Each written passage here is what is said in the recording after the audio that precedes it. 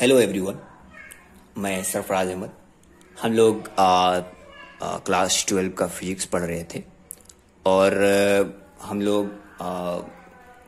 लोगों ने देखा था कि इलेक्ट्रिसिटी कैसे प्रोड्यूस होता है और रबिंग करने से फ्रिक्शनल इलेक्ट्रिसिटी जनरेट होता है। ये एक नया चैप्टर मिला इलेक्ट्रिसिटी के फील्ड में, एक नया चैप्टर का आगाज हुआ और इसमें बहुत सारे साइंटिस्टों ने तब आजमाई की और नए नए थ्योरीज पेश किए। उन थ्योरियों में सबसे पहला थ्योरी जिसे एक्सेप्ट किया गया था ग्लोबली वो था कूलम्स लॉ। कूलम्स लॉ असल में ये 2 पॉइंट चार्जेस के बीच में फोर्स को दर्शाता है, बताता है फोर्स कितना है। हम लोग इसका डिटेल पढ़ेंगे और मुझे उम्मीद है कि इससे पहले जो 2 वीडियो हैं आप लोगों ने उसे अच्छी तरीके से समझा होगा, देखा होगा और उसको अपने कॉपी में मेरे साथ साथ लिख रहे होंगे, क्योंकि जब तक आप लोग अपने हाथों से नहीं लिखिएगा आप लोगों को उतना बेनिफिट नहीं मिलेगा। तो मेरे साथ साथ लिखिए, समझिए और फिर अगर कोई क्वेश्चन बचता है तो आप कमेंट बॉक्स में पूछ सकते हैं। ये सीरीज की मैंने शुरुआत की, बिल्कुल फ्री है।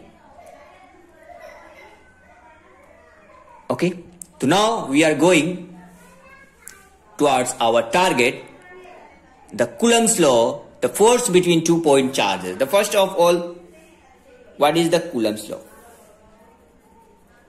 देखिए मेरा राइटिंग जो है शायद किसी को ना समझ में आए, इसलिए मैं बोल भी रहा हूं लिखने के साथ साथ। ओके, नाउ तो Coulomb's law, what is the Coulomb's law? सबसे पहले मैं Coulomb's law का स्टेटमेंट में लिख रहा हूं, तो यहां पर मैं लिख रहा हूं, मेरे साथ साथ आप लिखिए। Coulomb's law states that क्या the electrostatic force of interaction, जब इंटरेक्शन वर्ड यूज होता है तो आप यहां पर यूज कर सकते हैं, आप इसमें दोनों चीजें मौजूद हैं, अट्रैक्शन भी है और रिपल्सन भी है, दोनों चीजें हैं। जब इंटरेक्शन की बात करता है तो किसके बीच में? Between 2 point charges, 2 point electric charges है, 2 point electric charges is directly proportional to the product of the charges. घबराने की जरूरत नहीं है, मैं समझा दूंगा। And inversely proportional to the square of the distance between, ये देखो इसको बिटवीन में लिख रहा हूं शॉर्टकट में, आप लोग बिटवीन पूरा लिखिए, between them and acts along the line joining the 2 charges। Very simple, ये आप लोग आंख बंद करके लिख सकते हैं जब मैं समझा दूंगा। तो सबसे पहले इसमें अंडरलाइन करने वाली बात यह है कि इसमें इंटरेक्शन होता है, जरूर इसमें सिर्फ अट्रैक्शन नहीं होता, इसमें रिपल्शन भी होता है। दूसरी बात यह है कि ये पॉइंट चार्जेस के लिए है। और तीसरी बात और चौथी बात यह है कि ये प्रोडक्ट ऑफ चार्जेस का अमाउंट पे डिपेंड करता है और साथ में ये डिस्टेंस पे डिपेंड करता है, प्रोडक्ट ऑफ द चार्जेस पे भी डिपेंड करता है। ये जो फोर्स है, मान लीजिए यहां पर मैंने चार्ज रखा Q1 और एक चार्ज रखा Q2।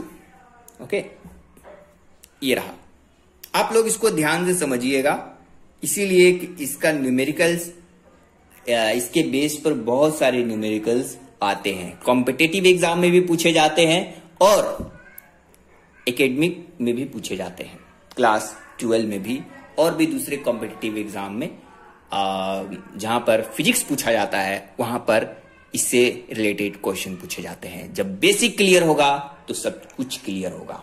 ओके, नाउ अब देखो कि ये दो चार्जेस थे Q1 Q2। मैंने किसी को नहीं बताया कि कौन सा चार्ज पॉजिटिव है कौन सा चार्ज नेगेटिव है। इररेस्पेक्टिव ऑफ दैट मैं इसको स्टेट कर रहा हूं, इसको बता रहा हूं। ओके, सबसे पहले इसने कहा कि ये पॉइंट चार्जेस के बीच में, तो मैंने कह दिया 2Q1 Q2 पॉइंट चार्जेस ले लिए।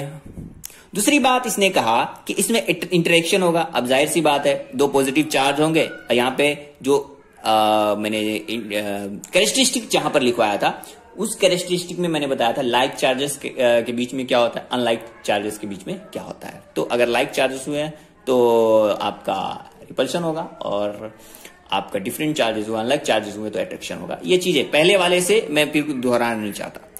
इन दोनों के बीच में मान लीजिए जितना भी फोर्स एक्ट हो रहा है, मान लीजिए F फोर्स एक्ट हो रहा है, तो वो डायरेक्टली प्रोपोर्शनल होगा। मतलब कि V फोर्स बढ़ेगा जब इन दोनों का चार्जेस का अमाउंट भी बढ़ाते रहेंगे।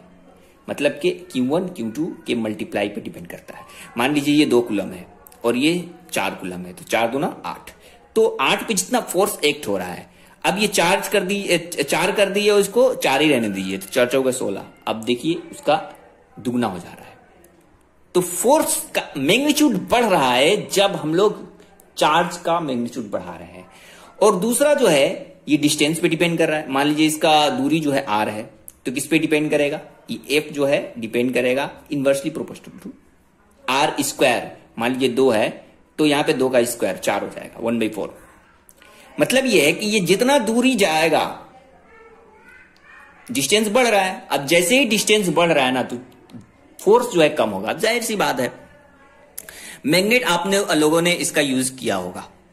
जितना करीब लाते हैं तेजी से चिपकता है, दूर ले जाते हैं तो उसका जो है हल्का हल्का जो है उसका अट्रैक्शन होता है। उसके सिमिलर में आप इसको इसी तरह समझ सकते हैं कि जो चार्जेस होते हैं, लाइक चार्जेस कैसे होते हैं, अनलाइक चार्जेस कैसे होते हैं, और इन दोनों के बीच में जो मैग्नीट्यूड है और इन दोनों की दूरी है वो फैक्टर करता है फोर्स कितना एक्ट होगा और फोर्स कितना एक्ट नहीं होगा। अब जाहिर सी बात है हम लोगों ने मैथमेटिक्स में पढ़ा है, 10th क्लास में हम लोगों ने पढ़ा था क्या, मैथमेटिक्स में joint variation.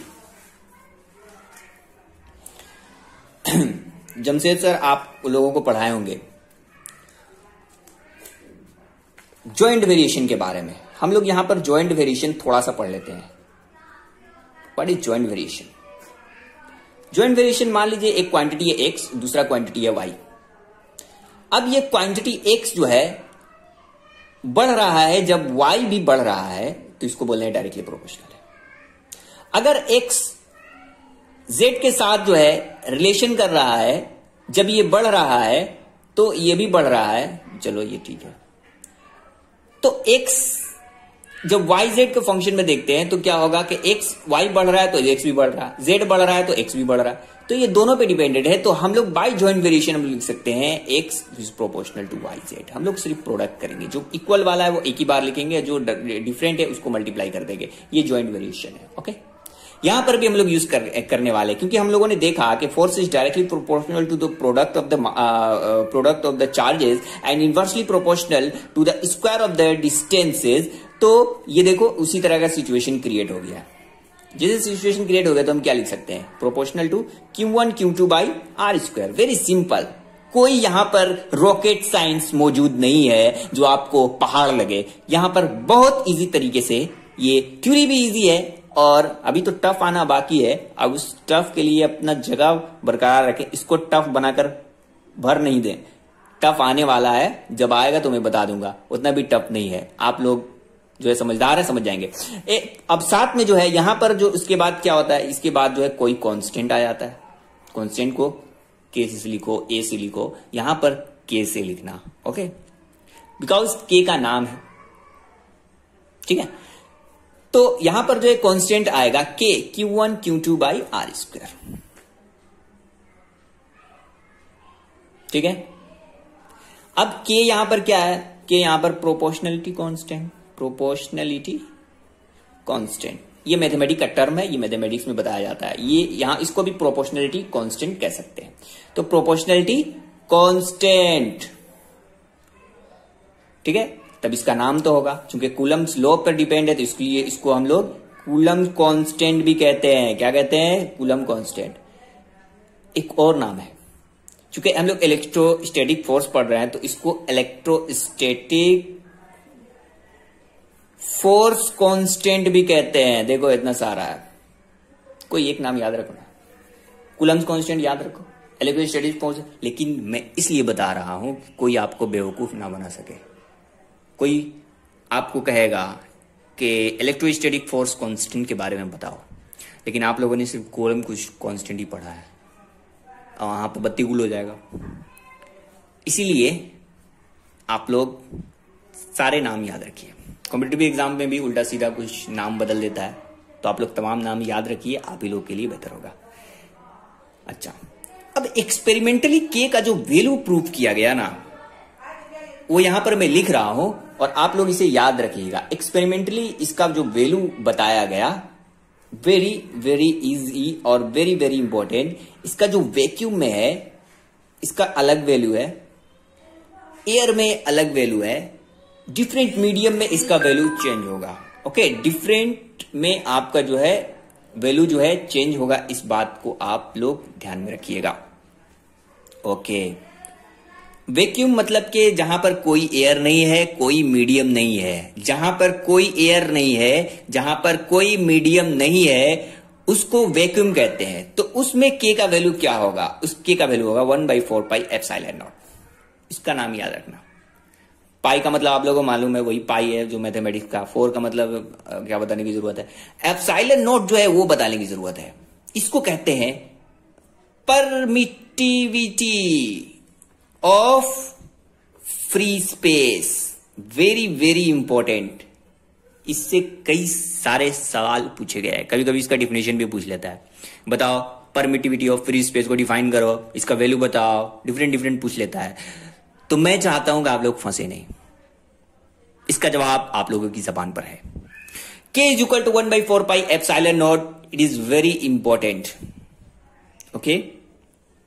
Now, permittivity of free space कहते हैं इसको वैक्यूम में। अच्छा, अब क्या होगा? अब ये होगा कि हम लोग कोई भी मीडियम की बात करें तो ये तो वैक्यूम का हम लोगों ने पढ़ा। अब किसी भी मीडियम के लिए क्या होगा, यहां पर लिखना, हर मीडियम के लिए यहां पर एक ही फार्मूला में लिख दे रहा हूं, sorry for that. Her medium के लिए एक ही फार्मूला में लिख रहा हूं, वो आप देखिएगा।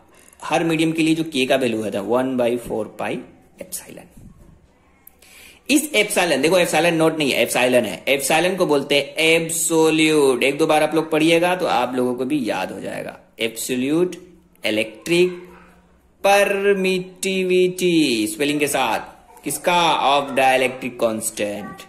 वो जो मीडियम है ना, डाइलेक्ट्रिक कांस्टेंट नहीं, सॉरी, डाइलेक्ट्रिक मीडियम। ये एब्सोल्यूट परमिटिविटी, इसको आप बोल सकते हैं, एब्सोल्यूट परमिटिविटी है। ओके, अच्छा, अब ये डाई इलेक्ट्रिक कांस्टेंट और रिलेटिव परमिटिविटी, उसको आप लोग कैसे डिफाइन कीजिएगा? ये जो के मैंने यहां पर लिखा है, ये इस के को आप लोग डिफाइन कीजिएगा। के को कैसे डिफाइन करेंगे? देखो, इस के का नाम है, मैंने तो ये सब बता दिया।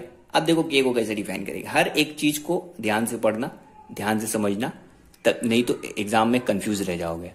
कंफ्यूज हो जाओगे कि परमिटिविटी ऑफ फ्री स्पेस किसको कह रहे थे और एब्सोल्यूट इलेक्ट्रिक परमिटिविटी किसको कह रहे थे। एक दो बार जब तक आप लोग नहीं पढ़िएगा तब तक आप लोगों को याद बिल्कुल नहीं आएगा। अब मैं के को डिफाइन कर रहा हूं, पहले के का नाम बयान कर दें। ओके, के को हम लोग कहते हैं, देख लो, ध्यान से देख लो, डाई इलेक्ट्रिक कांस्टेंट। क्या कहते हैं? Dielectric constant. एक और नाम है, इसको कहते हैं रिलेटिव परमिटिविटी। एक और नाम है, इसको कहते हैं स्पेसिफिक इंडक्टिव कैपेसिटी का एक और नाम है। हाँ, एक और नाम है, इसको कहते हैं डाई इलेक्ट्रिक कोफिशिएंट। देखो इतना सारा नाम है। बस इसके बाद आप लोग कोई भी नाम जो है आप नहीं सुनिएगा। ये नाम जो है सॉरी आप लोग शायद लिख रहे हैं, तो इसमें जो है आप लोग कोई भी नाम जो है इसके बाहर में आपको नहीं मिलेगा। अब इसको डिफाइन कैसे करेंगे? देखो के का क्या है, असल में कहीं पे रिलेटिव आ जाता है ना, कहीं पे आया था रिलेटिव आया था तो समझ जाओ उसका रेशियो ही होता है। तो के इज इक्वल टू हम लोग आर। असल में ये जो रिलेटिव परमिटिविटी है के को नहीं कहते हैं। देखो क्यों के के इक्वल मैंने क्यों बताया, इसीलिए बताया कि के का वैल्यू जो है ER होता है और ER को बोलते हैं रिलेटिव परमिटिविटी। ओके, आप लोग यहाँ पे रिलेटिव परमिटिविटी का नाम हटा भी सकते हैं, लेकिन ये बात याद रखिएगा कि यहाँ पे मैंने गलत नहीं लिखा है। यहाँ पर इसको चूंकि रिलेटिव परमिटिविटी ER को या एप्सिलॉन R को कहते हैं, लेकिन एप्सिलॉन R का जो वैल्यू के बराबर होता है। ओके, तो आप लोग यहाँ का नाम हटा भी सकते हैं, लेकिन इसको डिफाइन इस तरह करेंगे, is equal to epsilon by epsilon naught. इसको आप लोग याद रखिएगा, इसके डिफिनेशन को याद रखिएगा, इंपॉर्टेंट है, और इसका नाम याद रखिएगा, ये इंपॉर्टेंट है। ओके, तो एप्सिलॉन R का मतलब क्या है? एप्सिलॉन R का मतलब ये है जो डाइलेक्ट्रिक कांस्टेंट या फिर relative permittivity. Relative permittivity is what? Relative permittivity is the ratio of permittivity of that medium to the permittivity of the free space. ये भी मैंने देखो यही एप्सिलॉन नॉट है, ये और ये वाला एप्सिलॉन यहां पर है। ओके, तो के तो कट जाएगा, यहां पर के दूसरा है। ओके, इसके को हम लोग डाई इलेक्ट्रिक कांस्टेंट इसको काट देते हैं। हम लोग एक नया टॉपिक पढ़ते हैं, what is the dielectric constant, उसको के से लिखते हैं। ओके, तो डाइलेक्ट्रिक कांस्टेंट के, ये तो कूलम्स लॉ था, इसको कूलम्स को मैंने नहीं लिखा। ये कूलम्स जो के का जो वैल्यू है ना, ये के उसको नहीं कहते हैं। असल में हम लोग दूसरा चैप्टर पढ़ रहे थे, वो चूंकि उसको भी के कहते हैं तो मैंने उसको के कह दिया। ये के ये वाला नहीं है, इस के को तो हम लोग जो है कूलम्स कांस्टेंट कहते ही हैं, लेकिन जो एक नया के है वो जो है dielectric constant, relative permittivity, specific inductive capacity या फिर डाइलेक्ट्रिक कोएफिशिएंट है। अब ये जो है इसको इस तरह से हम लोग एक्सप्लेन करते हैं, इसको डिफाइन करते हैं। ओके, अब सवाल ये है कि एप्सिलॉन नॉट जो है, एप्सिलॉन नॉट का वैल्यू कितना होता है? तो एक्सपेरिमेंटली पाया गया एप्सिलॉन नॉट का वैल्यू 8.854 इंटू 10⁻⁻12 कूलम स्क्वायर पर न्यूटन और मीटर पे पर ये होगा।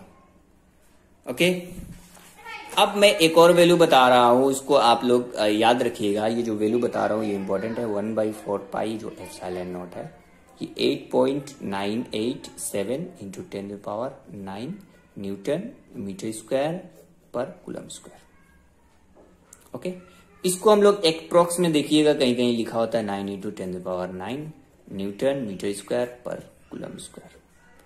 तो ये वाला जो है आप लोग याद रखिएगा। ओके, ये तो एक्यूरेट है, आप लोग उसके करीब ही है, तो आप लोग ये वाला याद रखिएगा। न्यूमेरिकल्स वगैरह पूछेगा तो आप लोग ये बताइएगा। Okay, it is very important. Okay, और नाउ हम लोग इसका एफ का वैल्यू लिख रहे हैं। फोर्स का जो वैल्यू है, फोर्स का वैल्यू यहां पर मैं लिख रहा हूं वैक्यूम में। देखो, अगर क्वेश्चन में वैक्यूम लिखा रहेगा तो इससे आप लोग सोल्व कर लीजिएगा। 1/4 पाई एप्सिलॉन नॉट का वैल्यू तो मैंने लिखवा दिया, Q1 Q2 by R square, ये तो वैक्यूम के लिए है। अब देखो, जो किसी भी मीडियम के लिए होगा वो आप लोग याद रखिएगा, तो हर किसी काम में काम आएगा। Epsilon naught epsilon R into Q1 Q2 by R square. अब इस फार्मूला को आप लोग याद रखिए, ये फोर्स है, force in any medium, force in any medium होगा 1/4 pi epsilon naught epsilon R Q1 Q2 by R square. अब जो है epsilon naught permittivity of free space, relative permittivity, R दोनों के बीच का वैल्यू, डिस्टेंस का दूरी कितनी है, कितना दूर है, और जो Q1 Q2 आप लोगों को मालूम है, मैग्नीट्यूड दिया रहेगा, फोर्स आप लोगों को निकालना पड़ेगा।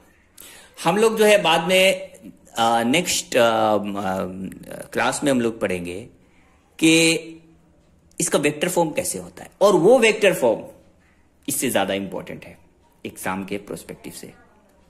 तो आज का क्लास इतना ही, शुक्रिया वीडियो देखने के लिए।